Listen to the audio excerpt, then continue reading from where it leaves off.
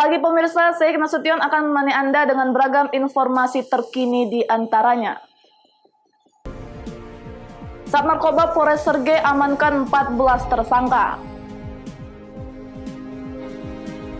Satgas Narkoba Polres Labuan Batu menggerebek perkampungan narkoba. Seniman tato berbagi di tengah pandemi. Selain cuplikan berita tadi, kami juga akan menghadirkan beragam informasi lainnya. Pemirsa, kita jelang Sumut hari ini pagi selengkapnya.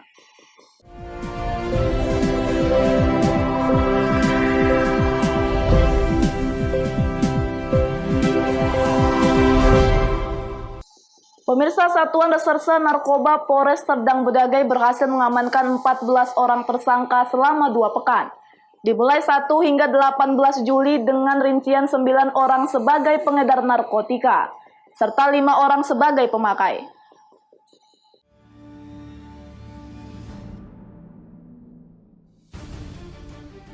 Dalam kurun waktu 2 pekan, tim Satres Narkoba Polres Serdang Bedagai berhasil mengungkap 11 kasus dengan jumlah 14 orang tersangka, serta mengamankan barang bukti berupa 23,92 gram narkoba jenis sabu-sabu.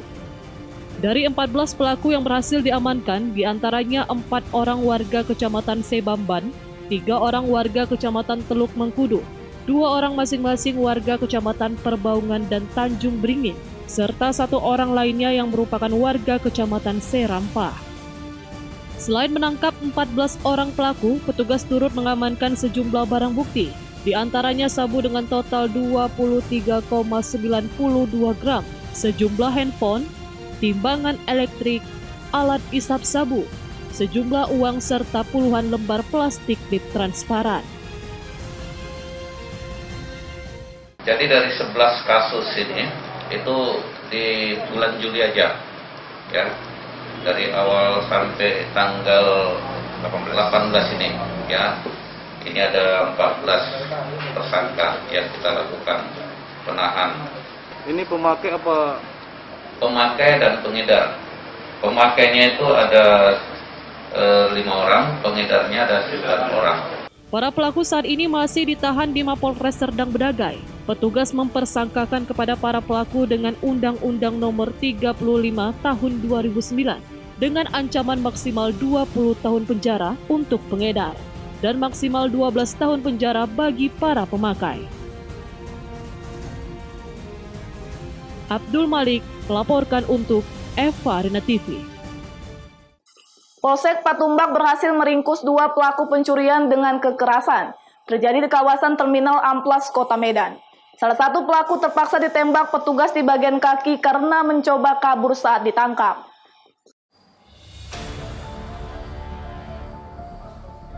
Inilah MH dan ES, 2 orang pelaku pencurian dengan kekerasan dengan modus membantu korbannya, berhasil diringkus personel Reskrim Polsek Patumbak. Salah satu pelaku terpaksa ditembak petugas di bagian kaki karena mencoba kabur saat akan ditangkap. Kronologis kejadian yang dilakukan kedua pelaku yakni dengan modus menawarkan bantuan kepada korban yang sedang menunggu bus di Terminal Amplas. Tidak berselang lama, salah satu pelaku mengeluarkan senjata tajam dan mengancam korban. Kemudian satu pelaku lainnya memukul korban hingga tidak berdaya dan mengambil seluruh barang milik korban. Mendapatkan laporan dari korban, personel Polsek Patumbak kemudian melakukan penyelidikan di lokasi. Petugas mendapat informasi keberadaan para tersangka di Jalan Sisingamangaraja dan berhasil meringkus kedua tersangka. Namun saat penangkapan, salah satu pelaku berusaha melawan dan melarikan diri sehingga dilakukan tembakan ke arah kaki tersangka. Dari tangan pelaku, polisi amankan barang bukti berupa 1 unit handphone, sebuah obeng runcing, dan sebilah pisau. Penduduk Labuan Batu Utara, yang mana para pelaku menodong korban dengan menggunakan sajam dan obeng dan merampas uang serta handphone dan barang-barang milik tersangka. Kemudian karena dengan reaksi cepat dari personel kita, dari unit reskrim kita, langsung melakukan penyelidikan. Setelah tahu keberadaan para tersangka, langsung diamankan awalnya satu orang tersangka dengan inisial MH alias Ego. Kemudian selang beberapa waktu kemudian berhasil juga kita amankan tersangka lainnya, yaitu dengan inisial ES alias Jawa. Salah satu tersangka pada saat dalam penangkapan mencoba menyerang petugas kita sehingga akhirnya dilumpuhkan. Atas perbuatannya, pelaku dijerat pasal 365 KUH Pidana dengan ancaman hukuman paling lama 12 tahun penjara. Wahyu Pratama melaporkan untuk Eva Rina TV. Pemirsa, Kejaksaan Negeri Karo menetapkan 2 tersangka dugaan kasus korupsi dana pengadaan lahan tempat pembuangan akhir di Desa Dokan, Kabupaten Karo dengan kerugian negara mencapai 1,7 miliar. Dari kedua tersangka, salah seorang diantaranya merupakan aparatur sipir negara.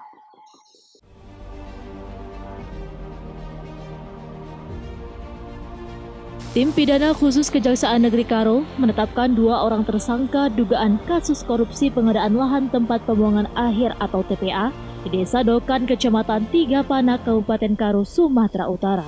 Dari kedua tersangka, salah seorang diantaranya merupakan ASN dan seorang lagi merupakan warga sipil.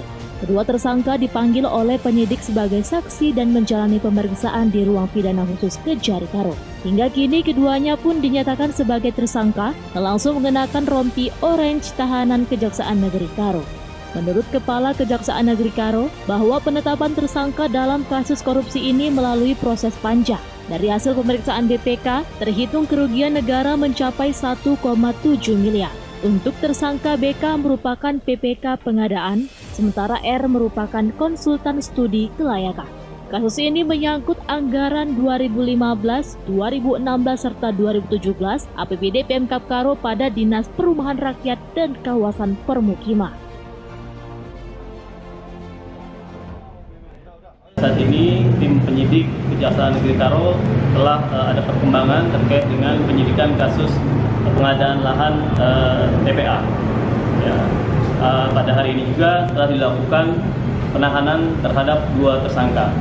Setelah tim penyidik melakukan pendalaman, ternyata dari beberapa waktu yang sudah kita lalui, ternyata ini menyangkut tahun anggaran 2015, 2016, dan 2017. Kejaksaan Negeri Karo mengajak masyarakat untuk memantau dan mengawal perkara ini sehingga tidak ada indikasi terjadi kecurangan dan yang lain. Chandra Bukit melaporkan untuk Eva Rina TV.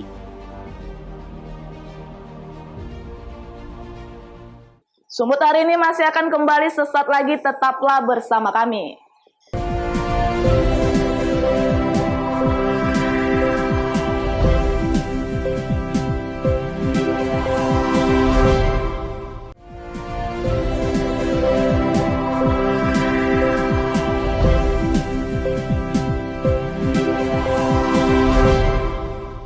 Terima kasih masih bersama kami. Pemirsa, Satres Narkoba Polres Labuhan Batu menggerebek perkampungan narkoba. Dalam penggerebekan tersebut, petugas berhasil mengamankan 2 orang kurir narkoba beserta senjata api jenis softgun dan senapa angin. Kini petugas sedang melakukan pencarian terhadap bandar narkoba yang meresahkan masyarakat.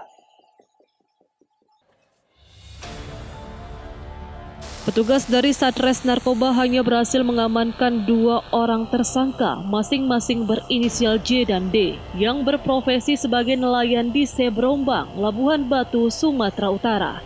Menurut AKP Martualesi Sitepu, selaku Kasat Narkoba Polres Labuhan Batu, pihaknya menindaklanjuti keresahan masyarakat terkait adanya kampung narkoba yang tidak pernah tersentuh hukum yang berjarak sekitar 200 km dari pusat kota. Setelah melakukan mapping target sasaran operasi, pihaknya langsung melakukan penggerebekan dan berhasil mengamankan 2 orang sebagai kurir dengan barang bukti narkoba seberat hampir 3 gram dan uang tunai. Selanjutnya petugas melakukan pengembangan dengan mengejar pemasok barang haram narkoba.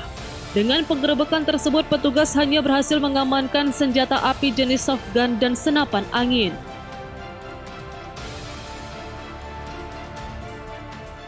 Berhasil kami amankan itu dari saudara ini sekitar hampir 3 gram ya. Nah, kita juga kembali kembangkan dari informasi yang dari si saudara J ya, dia mendapatkan pasokan sabu itu narkotika golongan 1 bukan tanaman dari saudara M. Itu kita lakukan pengejaran ya. Namun karena jarak tempuhnya hanya terlalu dekat, dia sudah mengetahui. Dengan didampingi Kepling setempat dilakukan penggeledahan di dalam rumah dan menemukan barang bukti juga di rumah M. Jadi M ini kita tetapkan sebagai DPO, menjadi target operasi kita nantinya. Guna penyelidikan lebih lanjut, kedua kurir ini diboyong ke Mapolres Labuhan Batu dan diancam pasal 114 Subsider 112 Undang-Undang Nomor 35 tentang Narkotika dengan ancaman maksimal 20 tahun penjara. Sementara bandar narkoba yang sempat kabur menjadi target pihak kepolisian untuk segera diringkus. Ucok Sitorus melaporkan untuk Eva Rina TV. Jelang Hari Raya Idul Adha, penjualan hewan kurban di Kota Padang Sidimpuan, Sumatera Utara mengalami penurunan hingga mencapai 50%. Peternak menduga turunnya minat beli hewan kurban akibat dampak pandemi COVID-19 yang membuat ekonomi masyarakat melemah. Penjualan hewan kurban di Kota Padang Sidimpuan, Sumatera Utara kian mengkhawatirkan. Mendekati Hari Raya Kurban Idul Adha yang tinggal beberapa hari lagi, penjualan hewan kurban mengalami penurunan hingga mencapai 50%. Menurut peternak, harga hewan kurban yang dijual jika dibandingkan pada tahun sebelumnya tidak berubah, yakni berkisar di angka 13,5 juta rupiah hingga mencapai 17 juta rupiah per ekornya. Salah seorang peternak sapi di Jalan Rizal Nurdin, Kota Padang Sidimpuan, Bashir Siregar, mengatakan untuk perayaan Hari Raya Idul Adha di tahun ini, dirinya baru menjual hewan kurban sapi sebanyak 24 ekor. Para peternak juga mengalami kesulitan dalam menjual hewan kurban. Sedangkan pada tahun saat mendekati Idul Adha seperti ini, penjualan hewan sapi kurban sudah mencapai hingga 50 ekor. Para peternak menduga anjloknya penjualan hewan kurban ini akibat dampak COVID-19 yang melanda Indonesia, di mana hingga saat ini perekonomian masyarakat masih belum stabil. Jauh menurun kalau tahun ini. Kalau tahun ini berapa jumlah apa kita yang laku, Pak? 24 ekor. 24 ekor. Kalau tahun lalu, Pak? Tahun lalu 47 yang laku. Hampir 50% ya, Pak, mengalami penurunan. Apa penyebabnya, Pak? Inilah ndak ada uang orang, ndak ada ndak bergerak ekonomi. Dampak Covid ini juga, Pak? Ada Iya. pengaruh Covid juga. Covid. Para peternak berharap pemerintah dapat segera menyelesaikan polemik COVID-19 agar perekonomian dapat kembali semula. Azan Sinaga melaporkan untuk Eva Rina TV.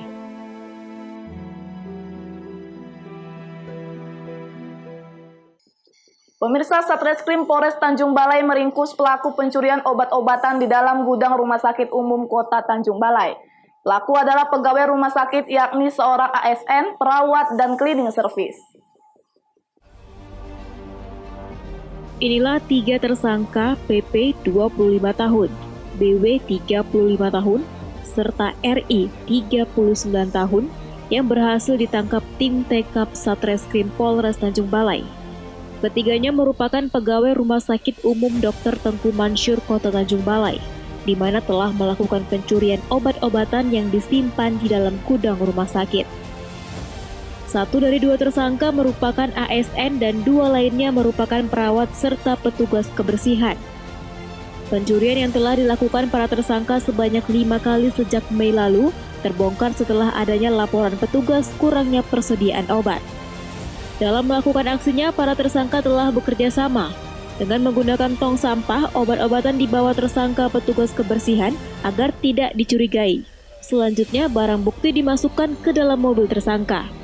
Kepada petugas, tersangka mengaku menjual obat curian ke beberapa apotek di Kota Tanjung Balai dan perawat desa dari luar kota.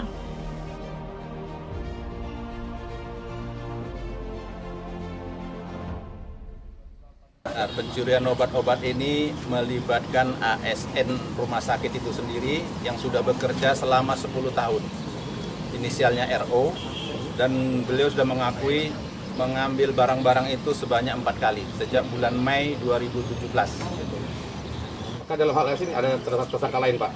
Tersangka lain kemungkinan ada, nanti akan kami gelar kembali. Tadi disebutkan daripada tersangka RO, memang ada temannya lain bersinyal RN, tapi itu tetap kami kejar. Untuk kelanjutannya kami akan berikan DPO. Terhadap ketiga tersangka terancam hukuman minimal 5 tahun kurungan penjara dan petugas masih mendalami apakah ada pelaku lain. Wanda Pratama melaporkan untuk Eva Rina TV. Sumut hari ini masih akan kembali sesaat lagi, tetaplah bersama kami.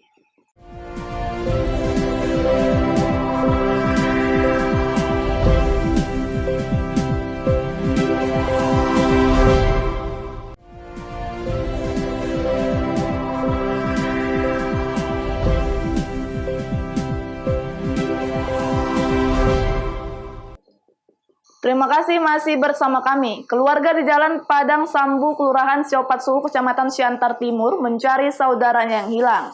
Seorang pemuda bernama Siharno Munte berusia 23 tahun pergi dari rumahnya sejak 30 Juni 2020.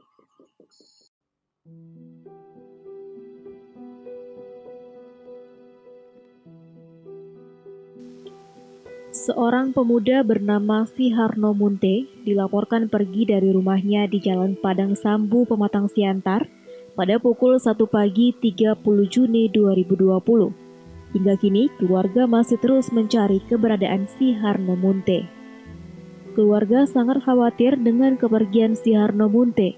Sang kakak, Riana Munte, tidak henti-hentinya mencari keberadaan adiknya. Kerabat jauh juga sudah dihubungi, namun keberadaan Siharno Munte tetap tidak ditemukan. Selasa, tanggal 30 bulan 6, pukul 1 pagi, adik saya pergi meninggalkan rumah. Kami keluarga dalam keadaan tidur. Kemudian diketahui jam 2 pagi adik saya tidak ditemukan lagi di tempat biasa dia tidur. Dia keluar dari pintu belakang. Kemudian jam 3 pagi kami keluarga langsung telusuri keluar mencari keberadaannya, namun tidak ditemukan.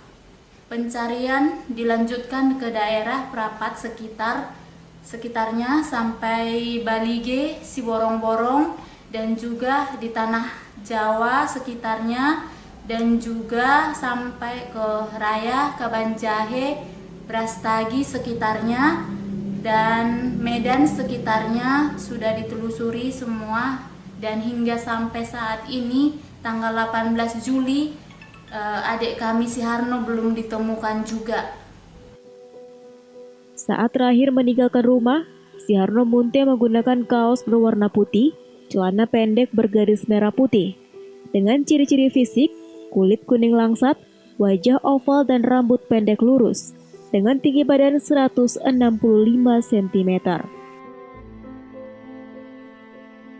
Pulanglah kau ke rumah. Kamu udah rindu kami sama kamu, anakku. Udah capek kami semua, sama ibumu, sama bapak semua. Rindu kami sama Sisa, rindu kami sama kau, Harno.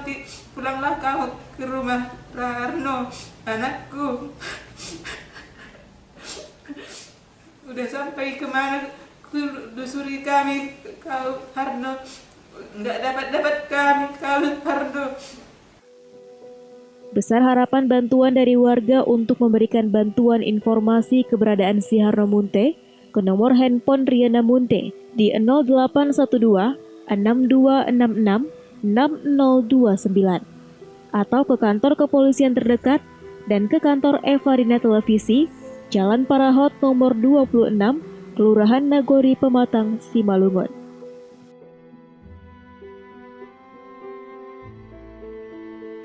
Jo Ambarita melaporkan untuk Eva Rina TV.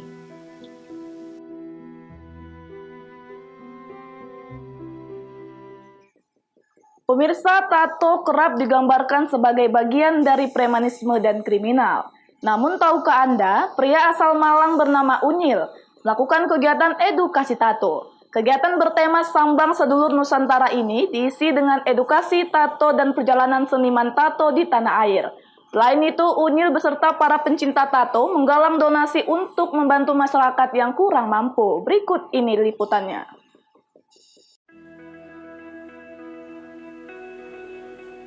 Lewat tema Sambang Sedulur Nusantara, Unyil sampai di Balige, Kabupaten Toba, Sumatera Utara. Di Balige, Unyil bertemu dengan para pecinta tato dan berbagai komunitas tato untuk berbagi cerita dan edukasi tentang tato. Mereka bahkan menggelar kegiatan Sambang Sedulur Nusantara selama 2 hari. Dari kegiatan tersebut terlihat antusias masyarakat yang begitu tinggi tentang seni tato dan edukasi tato. Selain berbagi ilmu, dirinya juga mendonasikan hasil karya tato yang ia buat kepada yayasan dan orang-orang yang membutuhkan. Di tengah pandemi COVID-19, banyak masyarakat yang kekurangan. Melihat hal tersebut, dirinya tergerak untuk membantu dan berbagi kepada mereka yang membutuhkan seni tato dan edukasi tato. Kami dari Indonesian Subculture untuk komunitas tato se-Indonesia, dan kebetulan kami singgah di Balige, dan di Balige ini tempat yang ke-28 yang Unyil singgahin. Jadi perjalanan Unyil ini bertemakan Sambang Sedulur Nusantara. Tujuannya untuk apa? Tujuannya untuk menyambangi atau bersilaturahmi kepada seluruh komunitas tato dan komunitas yang lain di seluruh Indonesia, dan ingin mengenal langsung cara budaya dan kultur yang ada di Indonesia. Dari kegiatan yang diselenggarakan dapat dilihat bahwa para seniman dan penikmat tato bukanlah pekerjaan atau kegiatan yang negatif. Diharapkan para generasi muda dapat mendedikasikan dirinya untuk membantu dan menolong antar sesama. Alex Jetro melaporkan untuk Evarina TV. Pemirsa, demikianlah rangkaian informasi dalam Sumut hari ini pagi ini. Saya Gina Sutia mewakili kerabat kerja yang bertugas pamit undur diri. Terima kasih atas kebersamaan Anda dan sampai jumpa.